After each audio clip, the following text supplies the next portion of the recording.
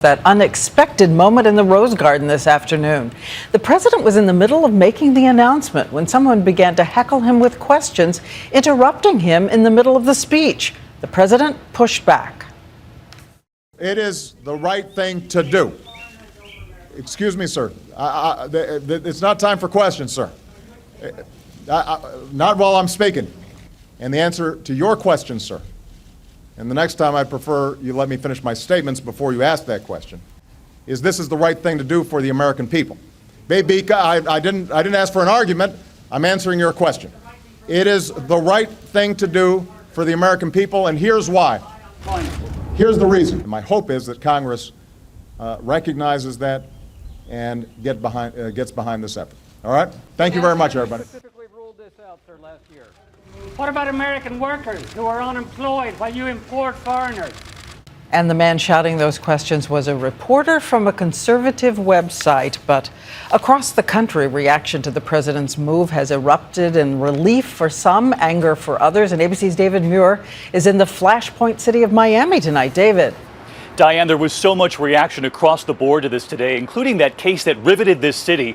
The high school valedictorian who learned before she could even graduate that she was about to be deported.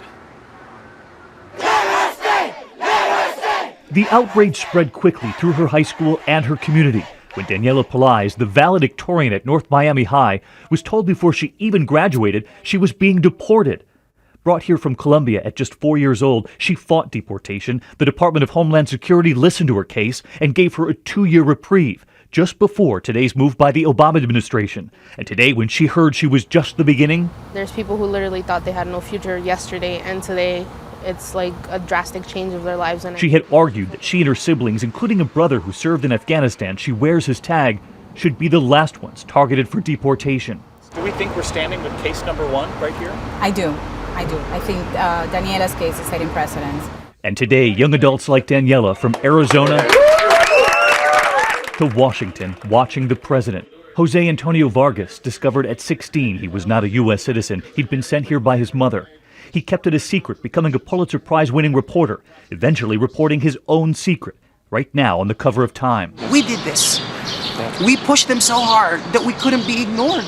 But tonight, there is outrage. Conservative radio host Glenn Beck. That he is giving amnesty to about 800,000 illegal immigrants. He is just, in a breathtaking fashion, seizing power. This is exactly what a dictator does. Governor Jan Brewer in border state Arizona. It is no coincidence that this sweeping policy change was announced less than 5 months before a presidential election.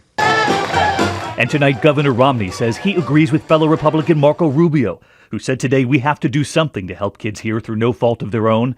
When asked by ABC station WMUR if this move puts us in the right direction on that. Well, I have my own plan. I described during the campaign my view that, for instance, those that come to this country and get a higher degree would be eligible for a green card.